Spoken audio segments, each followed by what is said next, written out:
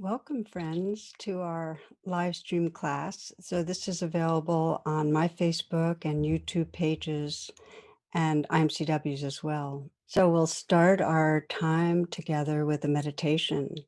And the title of this meditation is Being a Kind Witness. In this particular meditation, just to find a posture that supports you and lets you feel stable, lets you feel safe.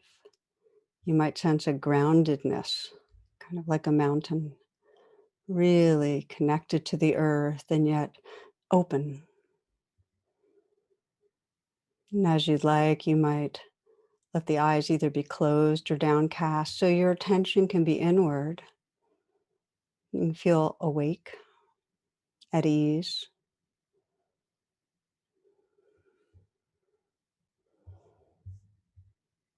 You might become aware of this body breathing and perhaps extend the breath so it's a long, deep in-breath. And then a slow release of the breath and feel the sensations of the air as it leaves the nostrils. And then another long, deep in-breath, a slow out-breath, smooth, even release. And one more time, inhale deeply. Release the breath slowly, letting go, relaxing outward. And then allowing the breath to come back into its natural rhythm. And sensing that you can relax with the movement of the breath. Feel the presence that's right here.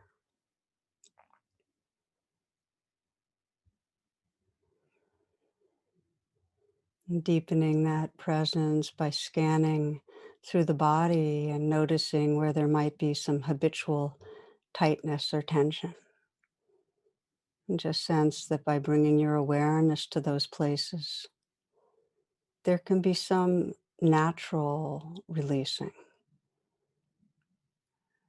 You can bring the awareness to the area of the brow, the eyes, and just sense a natural calling to soften. Let the brow be smooth, the eyes soft.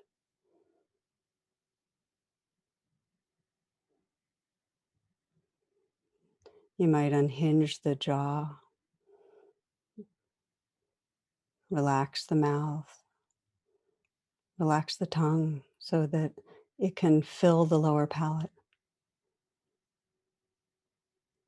Perhaps a slight smile. And just feel the sensations that become apparent when you start relaxing, softening through the face, scalp, skull.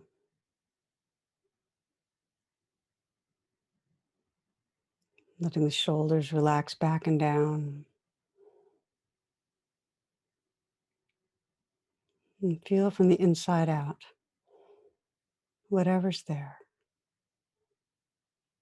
Noticing if there's tightness or knots that you can sense that floating in awareness, perhaps dissolving or melting some in awareness.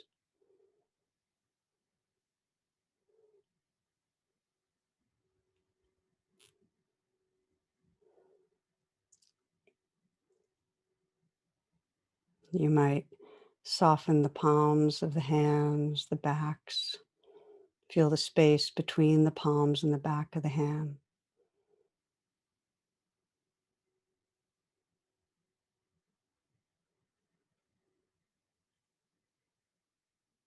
You might sense an openness of the chest. And then loosening down the torso, letting this next breath be received in a softening belly. This breath, And now this one. And again. So the belly is soft. The awareness spreading through the torso, just feeling the back and sensing as you scan down the back the possibility of letting go, softening, releasing.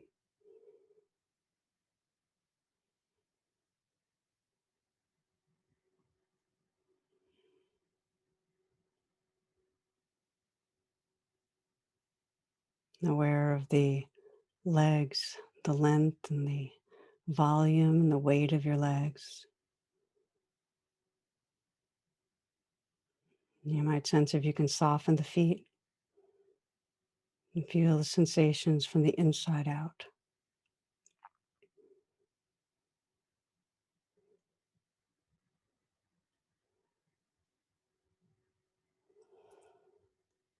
And then widening the attention and sensing this body energetically as a field of sensation.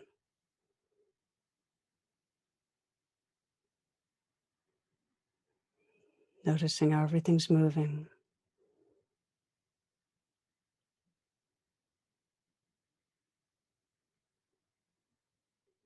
pulsing, vibrating, tingling, feelings of numbness or feelings of flow. Everything's moving.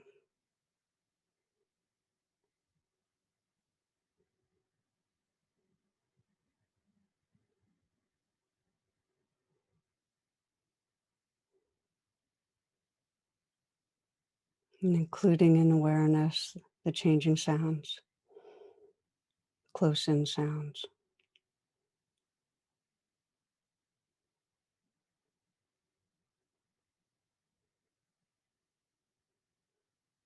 the distant sounds.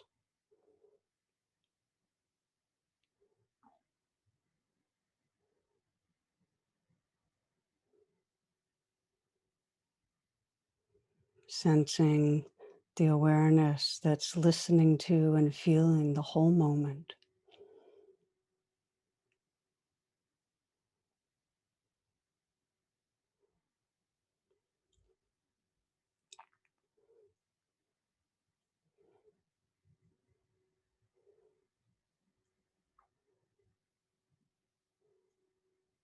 Let your intention be to rest in this witnessing awareness, this non-judgmental awareness that notices the changing experiences of thoughts, sounds, sensations.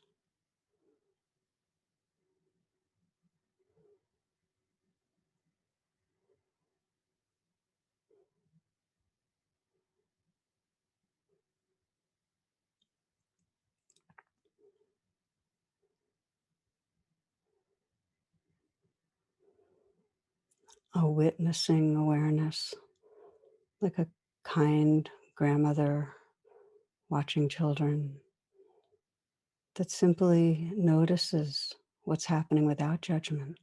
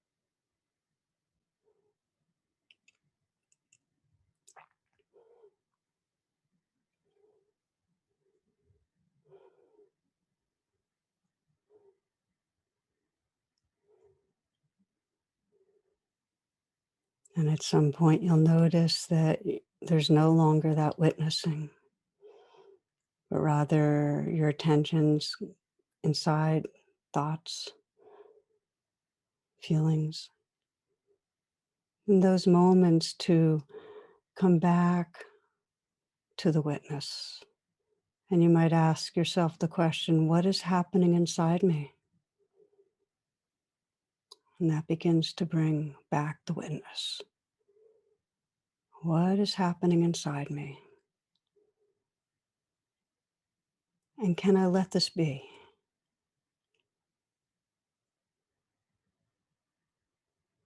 Reopening to being the kind witness,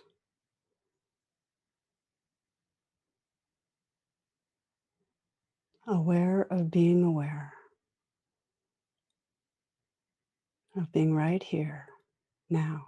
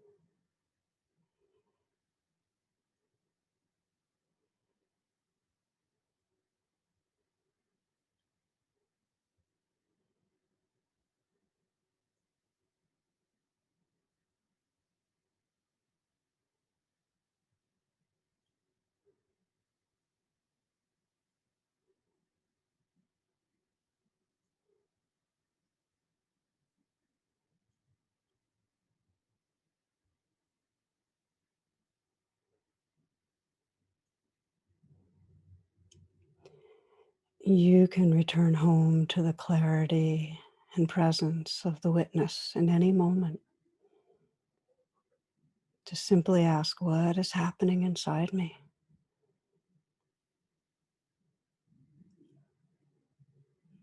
Listening to the sounds that are here, feeling the feelings, sensations of the moment.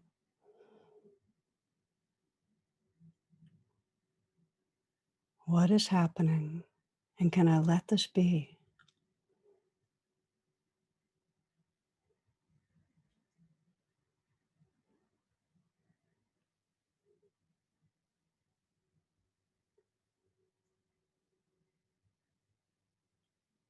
Again, being aware of that here-ness.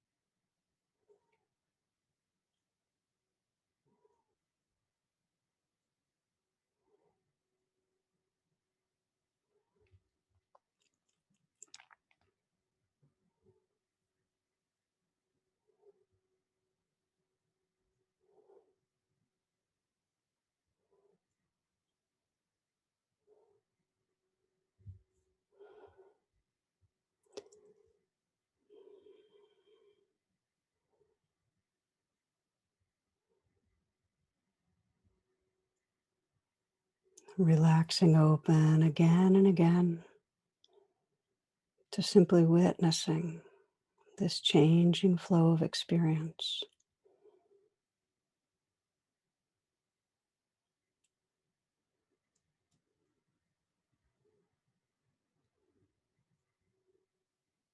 Discovering through witnessing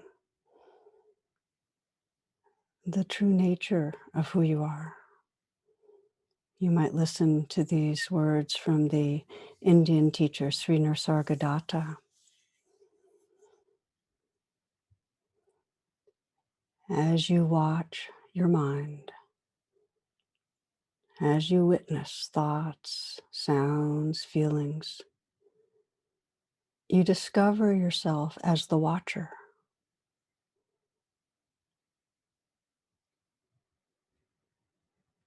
When you stay motionless, only watching, you discover yourself as the light behind the watcher.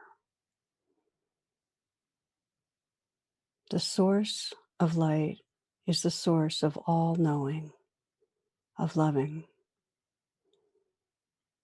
That source alone is. Relax in that source, in that beingness, and abide there.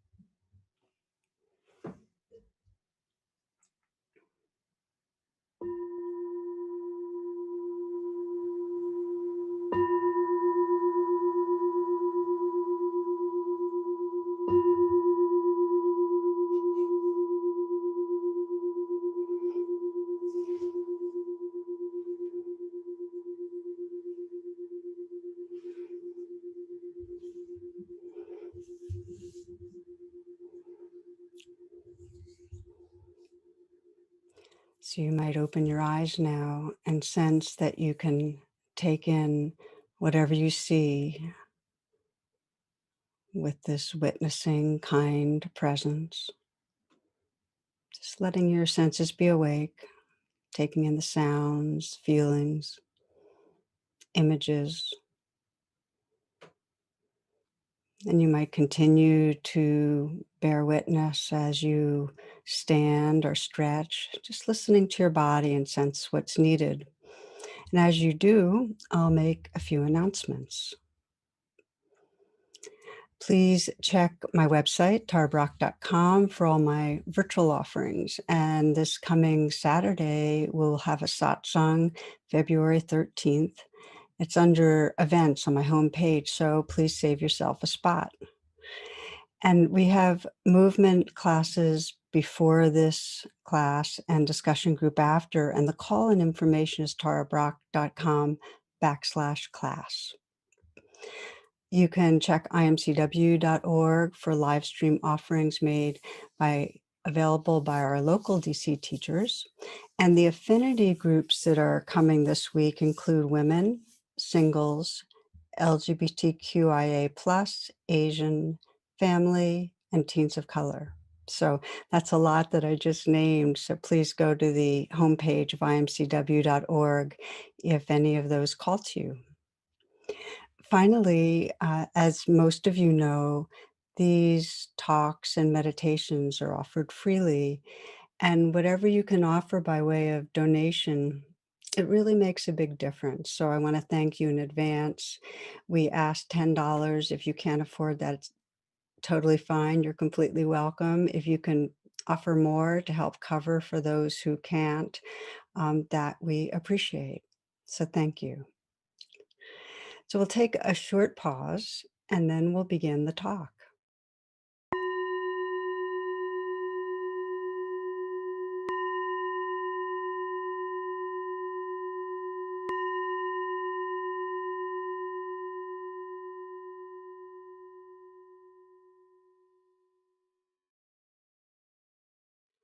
Welcome, friends, and thank you for tuning in. I'd like to start this talk with a story. There was a magician who was traveling through a region. He was going from town square to town square, and he'd astonish people with his magic. He had this capacity to be able to point to things with his finger, a shovel, a book, a hat, and it would turn to gold. So the final show of the day, everyone's applauding, completely wowed by his powers, except one boy. And this boy had been carrying a stick. He'd been playing, but he stopped. And he'd been fully attentive through the whole show, but never clapped. And in the end, everyone went home except this boy. And the magician pointed to the stick and turned it to gold. And the boy had no reaction. He didn't say anything. So the magician pointed to his shoelaces, his belt, turned them to gold. Again, the boy was just kind of noticing. And then he asked, "What's wrong? You're the richest in town. Why aren't you happy? What is it you want?" And the boy said, "What I want is the magic finger." So, what does that mean to have the magic finger? We think we want the prize, the money, the mate, the accomplishment, the security, maybe even the feeling of pleasure, of happiness, of ease. We fixate on the prize and we lose sight of the source of all that we cherish, which is presence, the open hearted presence that's possible right here and now. So, the gateway to that presence is the magic finger. The gateway is our capacity to mindfully witness what's going on right here in this moment. On the bottom of my computer, I have a sticky note. I'm still very non digital in certain ways. And all that's on it is pause, the word pause. But every time I remember to really stop, really pause, I'm able to witness what's going on. Maybe it's speediness or anxiety or in some way not in my body, but I can witness and then breathe for a few moments and inhabit a larger presence. And then I just re-engage with whatever I'm doing more clear, more embodied, more wholehearted. So I bring that up because witnessing, this ability to really observe and sense what's happening with a non-judging awareness, with a kind awareness, this witnessing is our gateway. So we'll pause together right here at the beginning and just look at awakening the witness. And you might, wherever you are, just close your eyes for a moment and let your attention go inward. And the two questions that help to activate the witness, the first is, what's happening inside me right now? So just notice what's going on in your body, whatever sensations or feelings are there, traces of thoughts. The first question is, what's happening inside me? And the second is, can I let this be? Non-judging, kind presence. And as you're attending, noticing, letting be,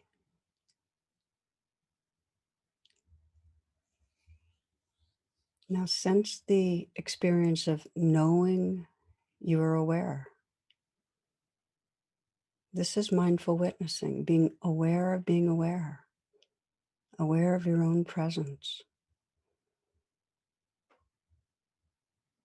And just sense how from this place you can now choose how you re-engage when you open your eyes and listening and your intention towards presence as part of this gathering. Yeah, so feel free if you haven't already to open your eyes. In our life journey, the capacity to open our attention and mindfully witness our experience, it is our superpower. It is our magic finger. It allows us to remember what matters, to see reality more clearly, more wisdom, really reconnecting with our wise heart. And then we can respond, not react.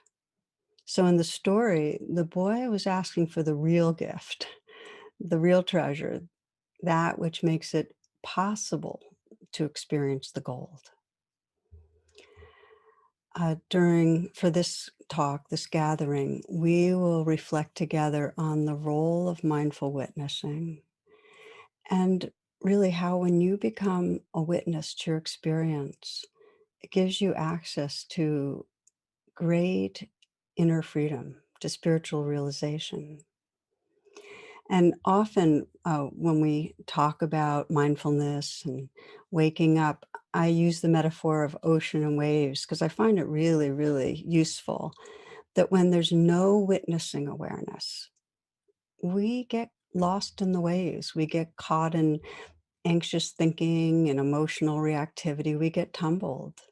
We get caught in a really shrunken, limited sense of who we are. We kind of move around in a grimness or being judgmental or defended or tight or tensing against the future. We get smaller. And this is true as individuals and also in our larger society when we're not mindful as a society, as a group of people, we get caught in the waves of greed and fear-based reactivity, and we end up violating each other and our earth. So healing comes when we reconnect with a larger view, with the ocean, when we witness and behold our shared humanity. A few weeks ago, you might remember those who listened, I described the overview effect. It's that cognitive shift that in awareness that a number of astronauts have reported during spaceflight when they're viewing the Earth from outer space. And this witnessing of our fragile blue-green orb that's floating in space, it just brings up so much cherishing for them and protectiveness. And it's really in the same way that in any moment that we open to a wider vantage point and witness what's happening, whether it's our society or in our personal lives, we can respond with more wisdom, more heart. And it's not abstract. You've probably noticed if you're in conflict with someone, let's say a family member or a friend, and you remember to really look through the eyes of the mindful witness. If you look from a larger view, um, you'll see the patterning, the dance you're in more clearly, and you'll remember what your deeper intention is, and you'll speak more from the heart. You'll listen more from the heart. Or let's say you're with your child and you're impatient, and in some way you kind of witness it. You witness what's going on. Something in you will realize you need to slow down to sense what your child needs. Or I think a lot if we're at war with ourselves, the moments when you realize and start witnessing, oh my gosh, that harsh inner judge is taken over. If you're witnessing that, you'll also sense how harmful that is and turn towards more self-kindness. So witnessing enlarges us. It helps us inhabit and live from who we really are. So I really do think of it as our superpower as humans, the word Homo sapien sapien, which is really humans knowing that we're knowing. And it's sometimes described by cognitive scientists as metacognition, a larger space of knowing. And it's very much a part of our evolving consciousness, and it takes cultivation. So that's what we're going to explore. How do we cultivate being a mindful witness? And it really starts with witnessing the trance we're in at any moment when we're stuck. All the different ways our attention gets caught, where we believe we're separate and threatened and not okay. It's those moments when we're really caught in our role in some rigid way, in our reactivity, and not remembering who we are. So, one story, an unemployed biologist got a new job at the zoo, and they offered to him to dress up as a gorilla in the skin, a gorilla skin, and pretend to be a gorilla so people would come to the zoo more. People would be more engaged. And on his first day on the job, he puts on the skin and he goes into the cage, and people are cheering him. So he starts really putting on a show. He's jumping around, he's beating his chest, and he's roaring. And during one acrobatic attempt, he loses his balance and he crashes into the lion cage. And so he's lying there stunned, and the lion roars, and he's terrified and starts screaming, "Help, help," you know, and the lion races over to him, places his paws on this guy's chest, and hisses, "Shut up, or we'll both lose our job." So, a kind of maybe not the best illustration, but if we check in regularly, we'll find that a lot of times during the day, we're caught inside a role or an idea of ourself that's smaller than the reality, than the wholeness, the mystery of who we are.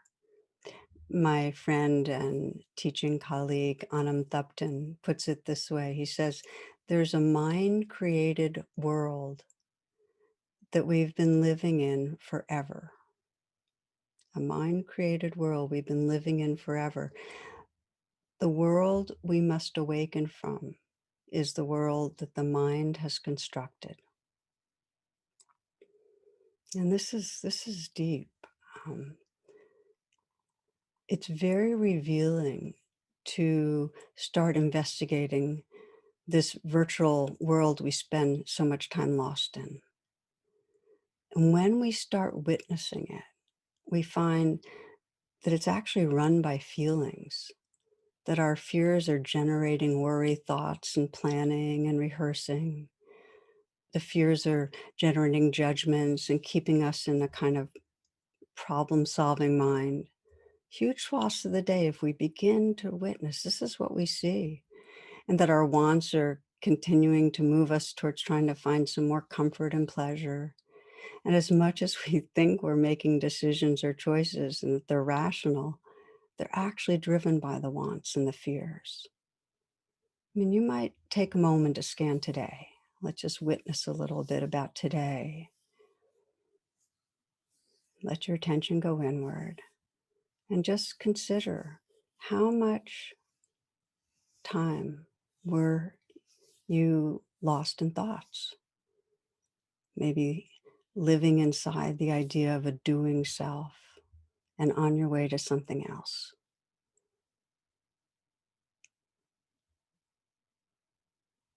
How many times and how much of that virtual reality was there a sense of a problem to solve, something to figure out, judging, planning? And can you sense how through the day there were feelings that were in some way shaping the thoughts? Anxiety, wanting something different.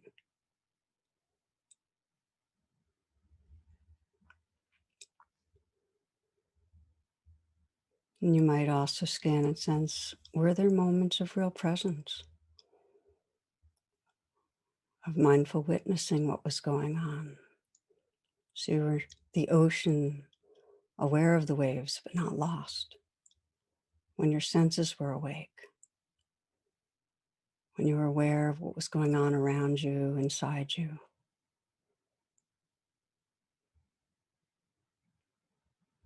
without judgment, just stepping back, witnessing the day. Open your eyes if they were closed, if you'd like. The more we're lost in our thoughts and feelings without any of the presence of that mindful witness, the more we actually miss out on what's happening around us. One mom shared this in an email, this story, and the background is that she's very much into she and her family into organic foods and vegetarianism. She hadn't gotten to the grocery store one day, and she was stressed and tired. So here she is at dinner time trying to figure out what to feed her children. And thank goodness she found a frozen pizza in the freezer. So she announces she feels guilty about it, but she announces we're going to have frozen pizza. It's not homemade, it's not organic, it's, that kind of thing. Well, her son, her 4-year-old son resisted. He said, I don't want frozen pizza. She stayed calm. That's what we're having. He gets increasingly upset. Don't want frozen pizza. Don't want frozen pizza. She again tried calmly. This is all we have in the house. In her mind, she's thinking he's spoiled. He doesn't understand how much time and energy it takes to cook all these homemade meals. I'm raising these entitled brats. I'm a bad mom. It proliferates. Takes a deep breath. This is what we're having tonight, sweetie. I'm tired. It's what we have. Finally, he looks at her with this tear-streaked face, and he says very calmly, "Okay, mama, but could we at least heat it up?" She really needed that magic finger, that bit of mindful witnessing to spare the family drama. But the truth is, when we're reactive, when we're lost in the waves, we're in a distorted virtual reality. We need to pause. We need that superpower. So let's look more closely at how we shift when we're caught in the waves to becoming the ocean witnessing the waves. And as you know, if you've been with me and practicing these teachings for a while, the ground level is become mindful, witnessing our thoughts, realize thoughts are happening so we can kind of step out of them some. Again, you might just reflect for a moment. And when I invite you to reflect, you can either close your eyes or let your gaze be downcast. But check this out, that if you just remind yourself of a stressful situation that happened recently, maybe earlier today, yesterday, something where you got triggered.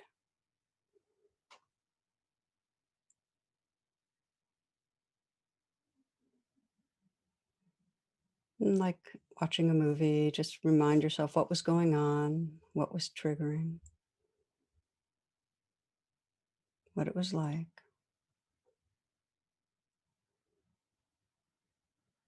Perhaps remembering who was there, or if somebody else was there, what was being said.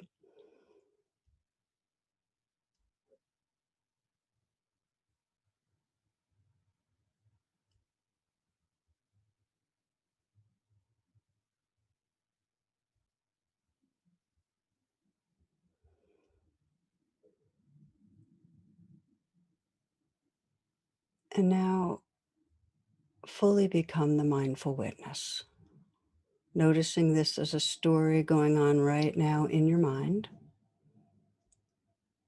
So you're witnessing the thoughts as thoughts, images, sound bites. You might even mentally whisper thoughts, thinking. If there's feelings, witnessing that. And being aware of witnessing, being aware of being right here now, larger than the story of the stressed self.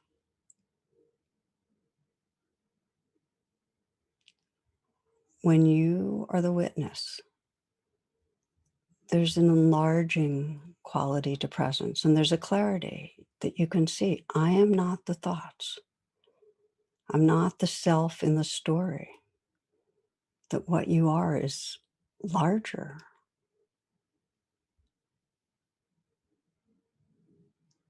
So see this, sense how clear witnessing makes it. I am not the thoughts. What I am is larger. It's this witnessing awareness. And again, if you'd like to open your eyes, please do. Seeing this is what makes witnessing a superpower, a magic finger. Seeing thoughts as thoughts. There are so many fear-based thoughts that shape our experience of life. And it's such a prison to believe those thoughts. Thoughts of our own shortcomings or what's wrong with others, chronic worry thoughts. To experience them as reality makes us very small and limited. So the moment that you move into the mindful witness and see thoughts as thoughts, you have more perspective. You can actually choose and sense, well, is that thought serving my life? Is that thought causing more distance, more pain? Mindful witness gives you the opportunity to actually see more clearly and choose what's most shaping your life. And I know for myself that it doesn't mean when I'm mindfully witnessing that I've actually stepped out fully of all the anger or hurt or fear that's going on.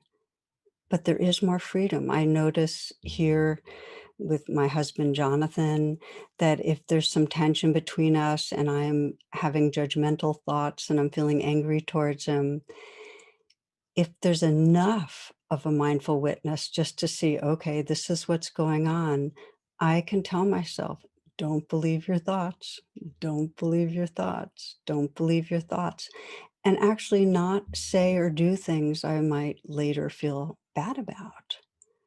I'm still feeling bad, but there's enough of that witness to have some clarity and perspective. It's so helpful. The witness reminds us it's just a thought. You're not your thoughts. You don't have to believe them. So I did get an email from one man. He wrote, I'm really trying to witness my thoughts more. They've been with me since I was born. I know the voices of my mind aren't mine, but they sound exactly like me. So it is, we really do get hooked in thinking these thoughts are what I am, but we can train ourselves to step into an enlarged sense of presence. You might remember the Wizard of Oz. He seemed so great and terrible, the great and terrible Wizard of Oz. And he had Dorothy and her friends all trembling. And then the curtain got pulled.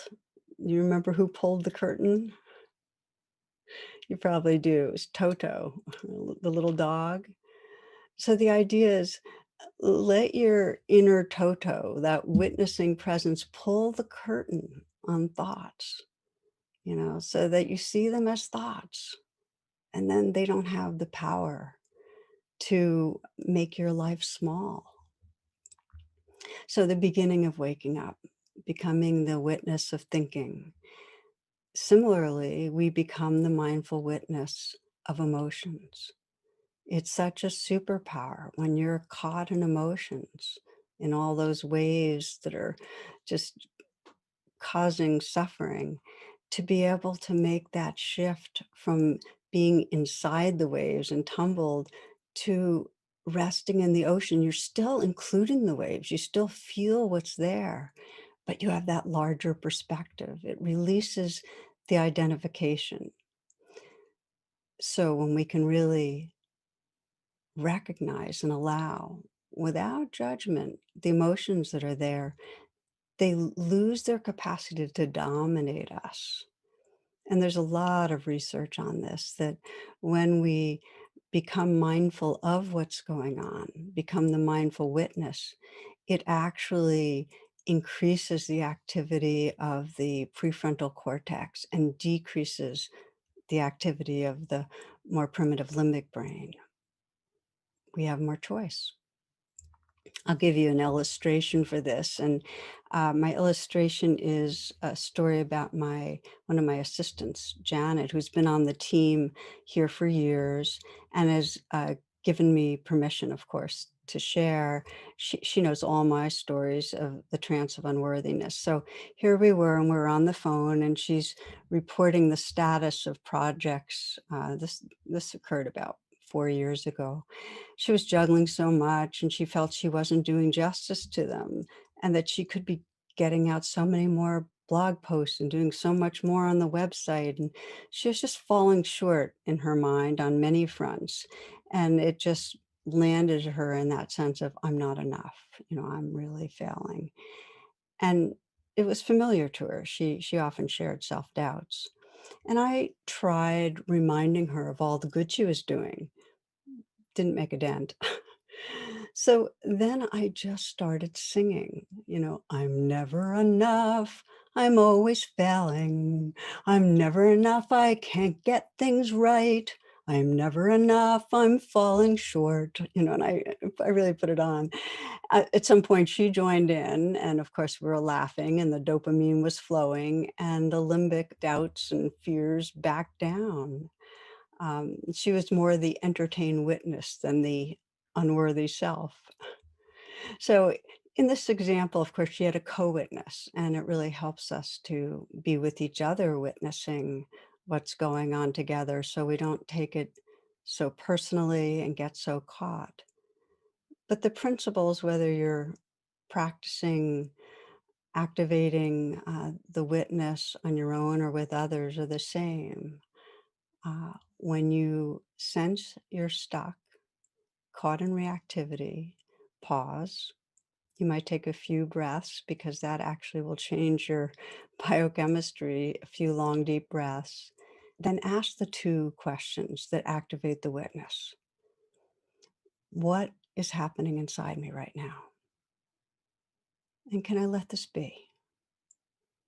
Witnessing is without judgment. It's simply noticing what's here. Now, I've been asked, well, when we're in that mindful witness, isn't that a kind of dissociation? Isn't it kind of a dry and different observation? And I want to um, just say that mindful witnessing isn't removed any more than the ocean's removed from the waves. It's an enlarged presence where we feel and hear and see what's here. We're including the waves from that larger perspective. And importantly, when we get open and attentive and we're not judging, there's a natural kindness that comes through. One teacher describes it as an affectionate attention. Some like to think of mindful witnessing like a kind grandmother that's just wise and caring and really accepts what's happening in the moment, its reality in the moment. So, in its fullness, attention is the purest form of love. I mean, we know this, that when another truly attends without judgment, um, we feel their love. And it's the same thing with the mindful witness. When we're witnessing from that fullness, um, there's a deeply tender presence that really fills it. And whatever you practice gets stronger. So the more you practice becoming the mindful witness, the more it becomes a superpower. You really find that pathway very quickly to being stuck in that prison of trance to reconnecting with beingness, where there's more clarity, more tenderness. And in those moments, you can then respond and not react to your world. I mean, so often So often the regrets in our life are the times we've been caught in trance and had no access to witnessing and instead said things or acted in ways that caused harm. So, as mentioned earlier, when there's conflict, the capacity just to pause somewhere in the midst of that and just notice, well, okay, what's happening? And can I just be with this right now? The more you can do that, the more chance you'll remember what really matters to you, that you really, really want connection and understanding more than being right, more than defending yourself.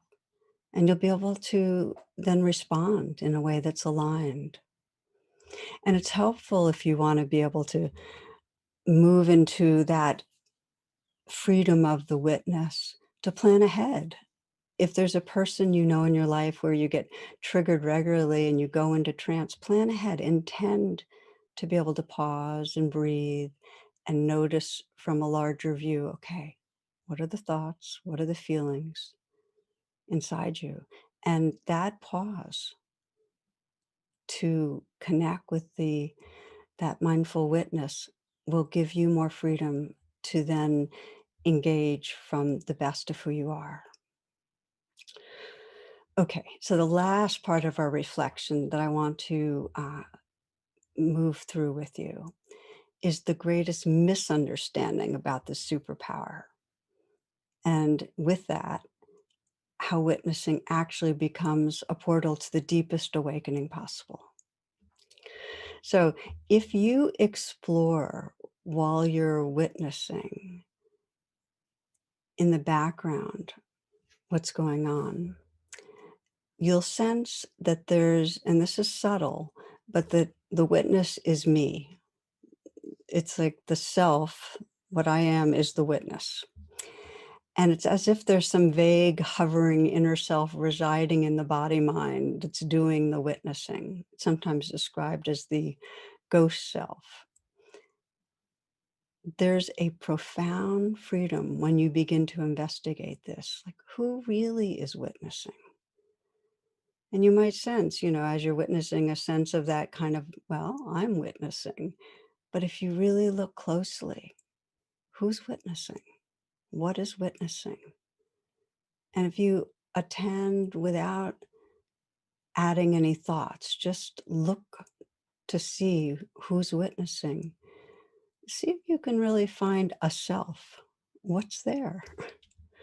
If you bring a real interest, but a light touch, you can't find anything solid.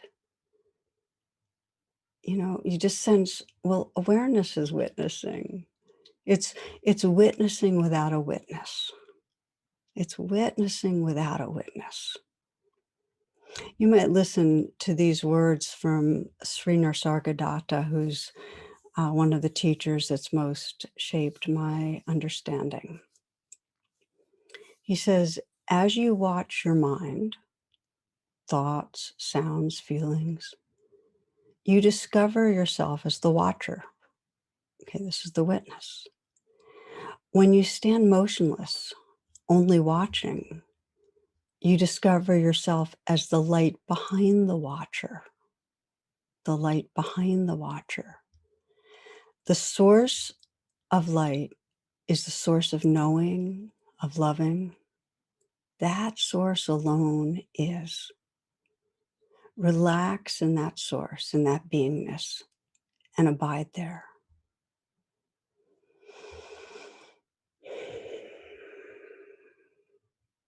I'm going to read that again because to me it's one of the most profound teachings that can help us.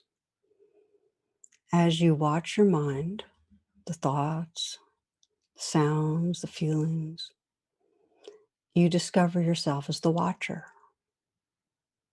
When you stand motionless, only watching, you discover yourself as the light behind the watcher. The source of light is the source of knowing, of love. That source alone is. Relax in that source, in that beingness, and abide there.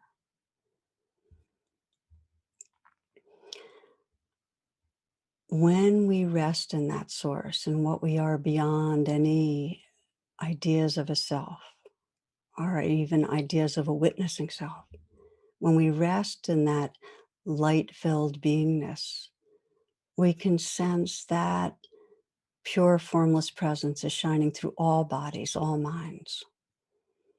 So a final story that I feel brings this alive in a very beautiful way.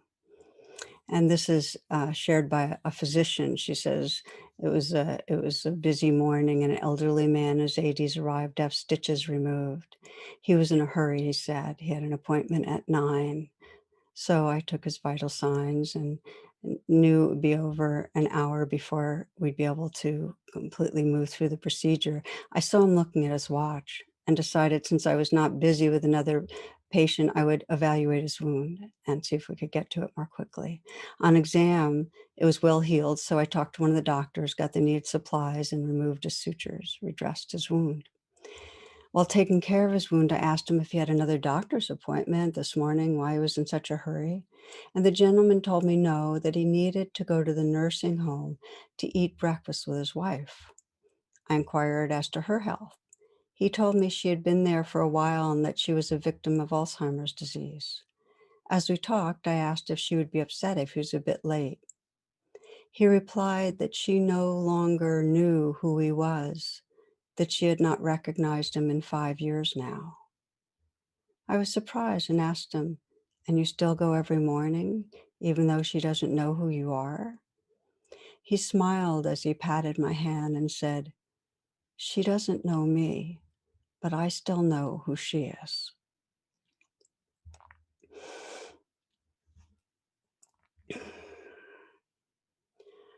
What grace, to be able to witness the spirit of another, and not be confused or distracted or deluded by their temporary state.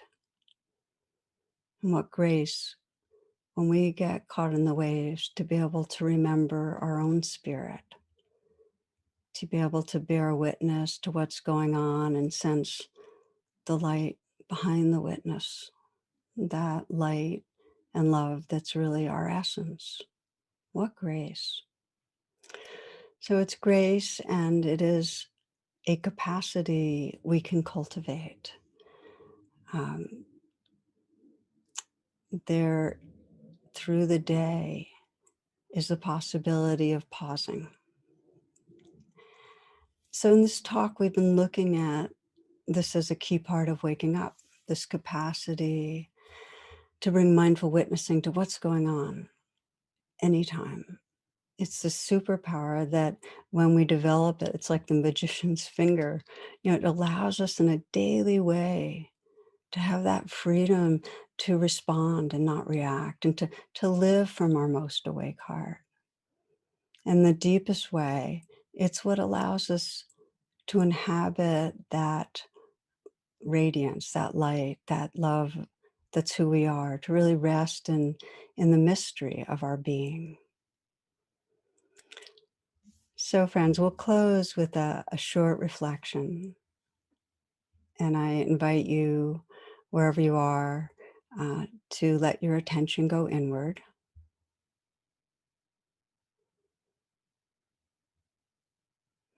Those two questions: what is happening inside me right now?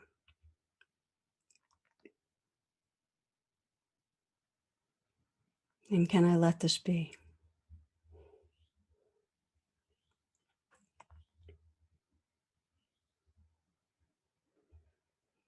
Sensing the witnessing, that kind, non-judging presence with the thoughts, the feelings, the sensations.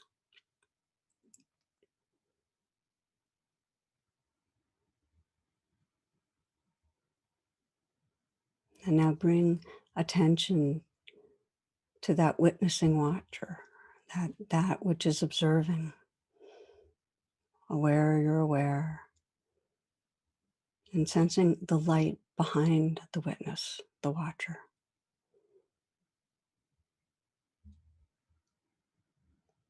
The source of all being and love. And just relax back and rest, knowing this is the truth of being beyond any story.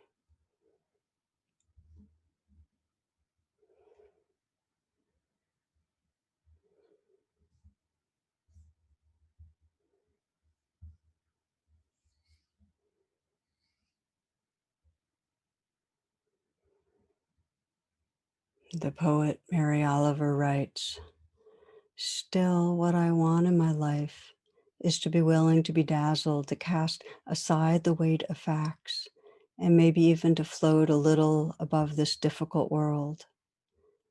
I want to believe I'm looking into the white fire of a great mystery.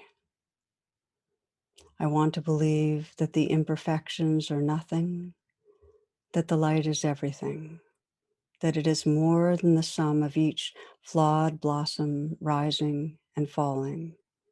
And I do."